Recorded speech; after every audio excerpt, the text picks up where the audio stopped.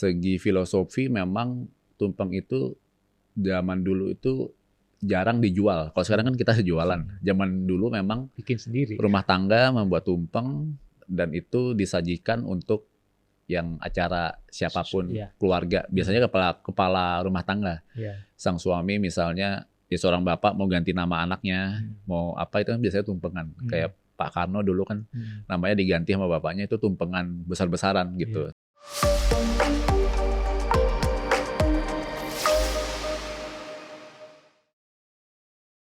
Halo teman rasa, jumpa lagi dengan saya Cak Tom.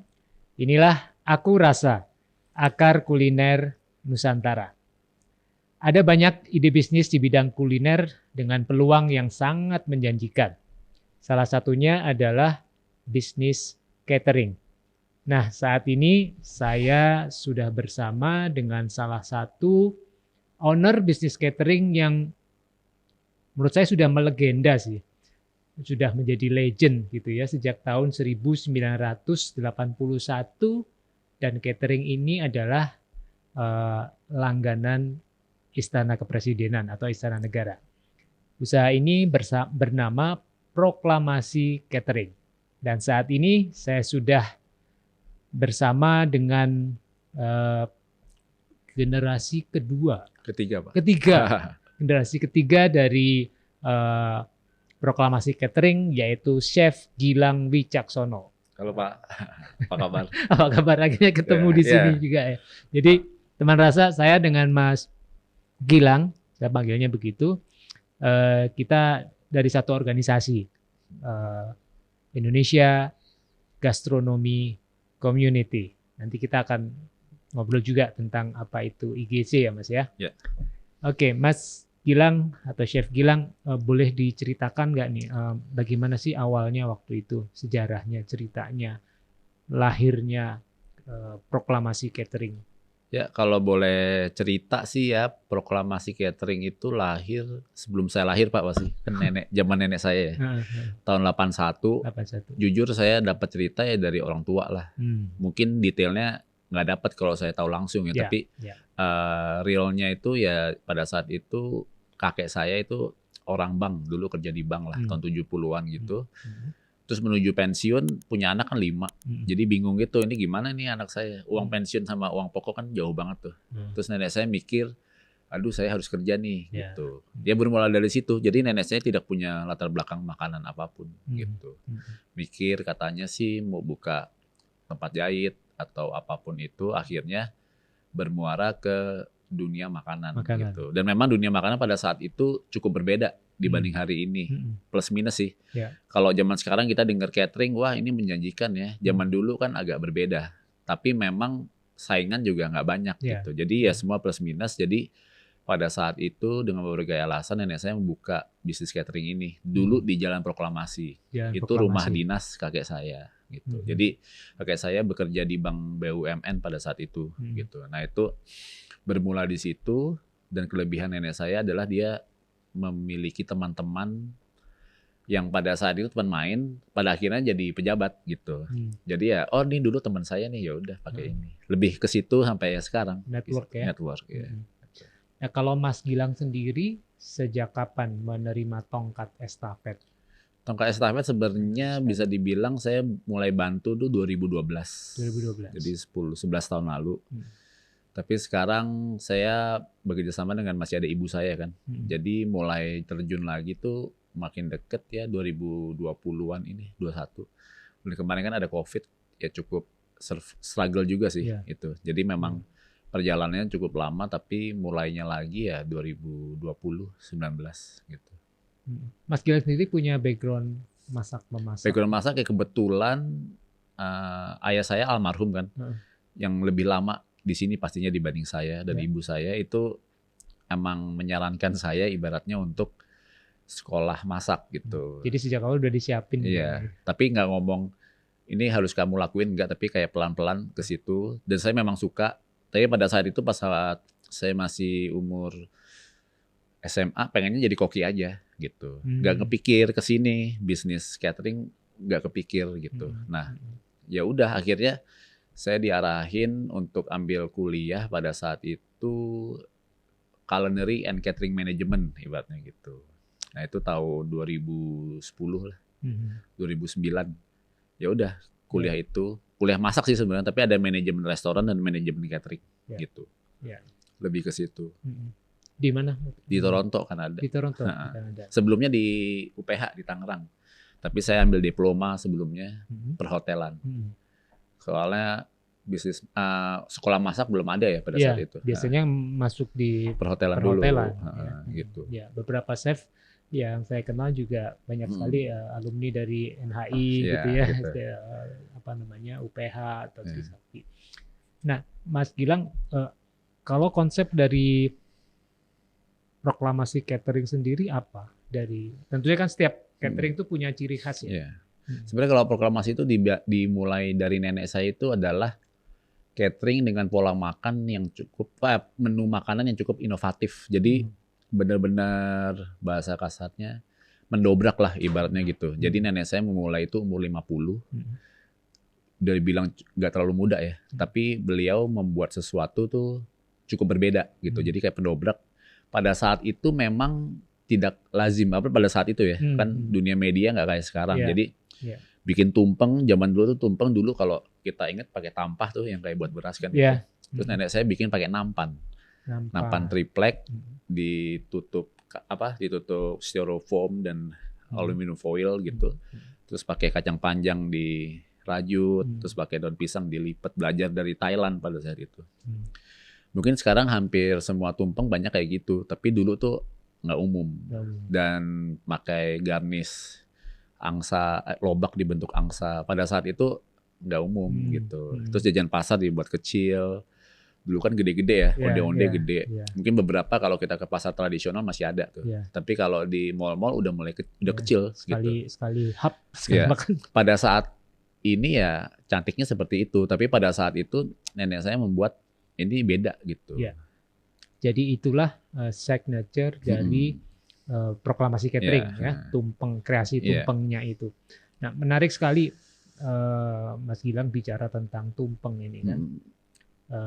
Kita di IGC sering mendiskusikan itu kan, bahwa ternyata ada filosofinya ada filosofinya tumpeng itu, bagaimana cara mengeruk bukan memotong ujungnya tapi dikeruk bawahnya. Itu boleh cerita sedikit nggak? Kalau tumpeng ya, kalau dari segi segi filosofi memang tumpeng itu zaman dulu itu jarang dijual. Kalau sekarang kan kita jualan. Zaman dulu memang bikin sendiri. Rumah tangga membuat tumpeng dan itu disajikan untuk yang acara siapapun, keluarga. Biasanya kepala rumah tangga. Sang suami misalnya, ya seorang bapak mau ganti nama anaknya, mau apa itu kan biasanya tumpengan. Kayak Pak Karno dulu kan namanya diganti sama bapaknya itu tumpengan besar-besaran gitu. Jadi bermula dari si ibunya yang bikin. Kalau sekarang kan kita beli gitu. Nah itu berbagai macam konsep ya. Tapi tumpeng itu bagaimanapun ada jembatannya tuh ke yang maha kuasa gitu. Jadi kita memohon apapun, berdoalah ke maha kuasa. Kita bikin acara. Konsepnya seperti itu. Jadi kalau saya bisa ceritakan secara relevan ya gitu ya. Makanan yang datar itu adalah umat manusia. Nasi yang naik itu adalah hubungan kita yang ke kuasa, yang Tuhan gitu. Jadi bagaimana caranya yang umat manusia ini bisa punya hubungan yang baik dengan yang kuasa, yaitu dengan mempunyai pemahaman yang beragam antar sesama juga gitu. Jadi nggak bisa kita sama Tuhan, gue baik nih sama Tuhan tapi sama yang lain nggak baik gitu, atau sama yang lain baik tapi sama Tuhan nggak baik, jadi nggak sinkron gitu. Ibaratnya kayak pedang bermata dua lah, kanan kiri lancip, harus gitu. Nggak bisa satunya doang yang lancip. Kayak gitu. Nah, kenapa baik lagi kan Bapak nanya kenapa harus dikeruk kan? Itu kalau kita motong atasnya itu menandakan ya hubungan kita ke Tuhan terpotong. Jadi saya komunikasi ke Bapak. Jadi mulut saya kan harus ngomong enak kan, yang dari hati kan. Masa mulut saya tutup, ibaratnya kan gitu, atau dipotong kan nggak bisa nyampe dan tidak sopan juga gitu. Jadi mulai dari dalam, dari bawah gitu. Sampai atasnya itu turun Pak ke bawah, gitu. Dia akan dengan sendirinya turun ke bawah. Pada saat itu seperti itu. Gitu. Jadi itu teman rasa kalau kita menikmati tumpeng jangan dipotong ujungnya, tapi dikeruk. dikeruk walaupun dari bawah. Kesannya lebih mudah di atas ya. Iya, memang biasanya selama ini kan itu kan kalau istilahnya potong tumpeng gitu. Ujungnya yang dipotong. Setiapnya dikeruk gitu. Filosofinya tadi itu. Ya. Nah, Mas Gilang, saya pikir eksistensi dari proklamasi catering selama 42 tahun ini sangat inspiratif ya. Bagaimana sebuah usaha bisnis kuliner bisa bertahan sekian lama. Dan tadi juga Mas Gilang menyampaikan betapa COVID kemarin itu kan membuat ya bisa dibilang hampir semua bisnis, terutama bisnis kuliner yang kehilangan traffic karena kita harus PPKM, nggak ada aktivitas sama sekali, itu kan harus mati suri gitu ya. Nah mungkin bisa diceritakan tuh Mas, bagaimana how to survive, bagaimana bertahan dari COVID itu mungkin adalah kejadian pertama dan mudah-mudahan terakhir kali dalam seumur hidup manusia ya. Maksudnya kita nggak pernah tahu kan di dunia pemerintahan, di dunia negara, mau negara maju, negara berkembang, bingung semua gitu. Kita nggak pernah prepare. Begitu juga dengan kita pelaku bisnis UKM inilah ibaratnya gitu. Memang ibaratnya ini ya udah kalau besok harus seperti apa kita harus menerima gitu. Nah itu kita belajar pasrah sih Pak. Dan belajar apa yang pernah terjadi itu jangan sampai terjadi di masa mendatang. Misalnya preparationnya ternyata kita belum baik ya, atau mungkin ada hal-hal yang kita lewatkan, misalnya hal-hal apa ya, mungkin tabungan harus lebih banyak atau apa yang kayak gitu-gitu. Dana darurat gitu. Tapi juga ada hal baiknya juga, misalnya karyawan jadi lebih menghargai pemilik ibaratnya gitu. Pemiliknya pontang-panting ya demi membayar mereka juga gitu. Nah itu menarik sekali tuh hubungan, kalau istilah ini kan hubungan industrial gitu ya antara pekerja dan pemberi kerja. Waktu COVID kemarin sempat layoff gitu atau berusaha mempertahankan? Bersyukurnya kita bertahan sih Pak. Gitu. Jadi memang pas aja gitu kita bertahan. Orang-orang pekerja juga melihat kita tidak melepaskan mereka ya gitu. Kitanya juga cut budget semua gitu. Jadi memang berusaha untuk gimana caranya mereka tetap bisa bersama-sama gitu. Lebih ke situ. Saya ngomong gini, ya mungkin tiap industri beda-beda Pak. Saya nggak bisa bilang saya wah hebat tuh enggak. Tapi memang apa ya? Ya memang saya melihat cakupannya bisa dipertahankan gitu. Kan saya juga masih sama ibu saya kan.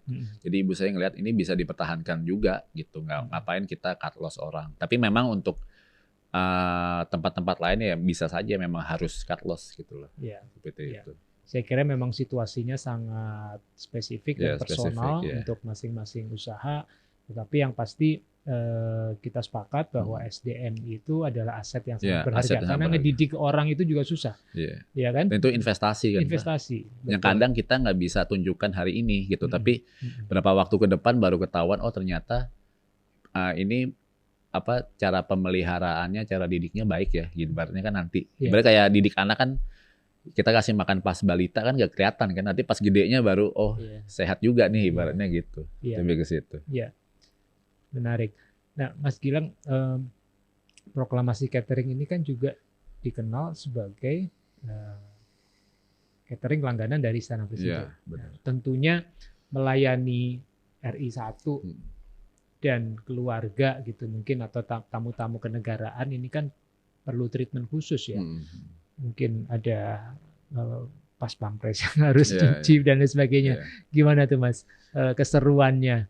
Kalau dari kami tuh serunya tetap original aja Pak. Maksudnya yang kita sajikan ini tidak berlebihan juga, tapi tetap bisa berhubungan dengan mereka. Uniknya tuh kami dari zaman Pak Harto sampai Pak Jokowi tetap dipercaya. Nah, walaupun presiden berganti, kepala istana berganti, tetap bisa pas sesuai dengan yang mereka mau. Sebenarnya dari dulu istana tuh punya catering sendiri. Dan istana dari dulu sampai sekarang juga mesen banyak platform luar juga. Sama aja, mungkin kita cuma 1/4 lah gitu. Tapi mungkin yang buat terlihat apa ya? Terlihat kita ada di depan ya mungkin nama, ya kan, proklamasi. Kedua, namanya udah kenegaraan banget, udah Indonesia banget. Mungkin di momen-momen krusial presiden potong tumpeng dan lain sebagainya pakai kami. Tapi yang lain banyak juga Pak Banyak yang dipakai ininya. gitu. Ya. Menarik ini tagline-nya, kayak tagline itu siapapun presidennya, cateringnya proklamasi. Dulu malah zaman Pak Harto kita in-house di sana Pak. Oh, Taruh dapur di sana. Taruh dapur di sana. Dan banyak orang ngira, wah presiden tiap hari makannya apa ya? Kalau Pak Harto itu ya singkong, jagung, nggak pakai banyak gula gitu. Nggak pakai macam-macam, nggak daging. Jadi rebusan gitu? Iya, jadi yang dihindari daging merah. Beliau menghindari itu? Daging ayam itu udah mewah buat beliau. Ikannya juga ikan teri yang gitu-gitu, tongkol. Ya makanan orang Jawa di daerah lah ibaratnya. Dan beliau banyak puasa gitu loh. Jadi ya udah makan yang sesuatu dari tanah aja. Berbulan-bulan gitu. Seperti itu. Istilahnya ngerowot ya. Iya, ngerowot orang Jawa. Ngerowot mutih. Ya. Seperti itu. Tapi ya kalau di istananya ketemu tamu-tamu ya mungkin beda lagi. Ya. Tapi pribadinya tuh kita menyiapkan itu. Sampai sekarang juga ada menu rebusan. Itu istana sering mesen. Jadi nampan isinya rebusan aja. Ya. Gitu. Itu memang ada ini ya, harus melewati tes. Tes ya. Jadi ada hal-hal yang tidak diperbolehkan di istana negara gitu.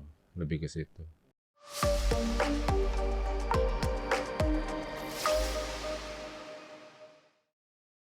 Youth itu kan pasti pemuda ya. Jadi memang dari dulu Bu Ria pengen tuh bagaimana kasakanah makanan atau gastronomi Indonesia ini ya dikenal banyak orang. Dan kadang kan memang kita tahu fondasi itu dari anak muda gitu. Yang tua kan memang pada saat itu, tapi bagaimana yang muda ini tetap bisa suka sama makanan kita gitu. Jadi bagaimana kita mencanangkan tuh, kalau yang saya pelajari, orang Indonesia itu pasti suka makanan Indonesia. Maksudnya makan nasi pasti kan di rumah. Mau dia tinggal di New York, di Eropa, pasti di rumah tuh ada nasi gitu. Tapi bagaimana mereka membanggakannya itu loh. Kadang kita masih bangga sesuatu yang dari luar gitu. Jadi gimana kita juga bangga yang punya kita juga sebenarnya gitu. Dan itu dimulai dari anak muda.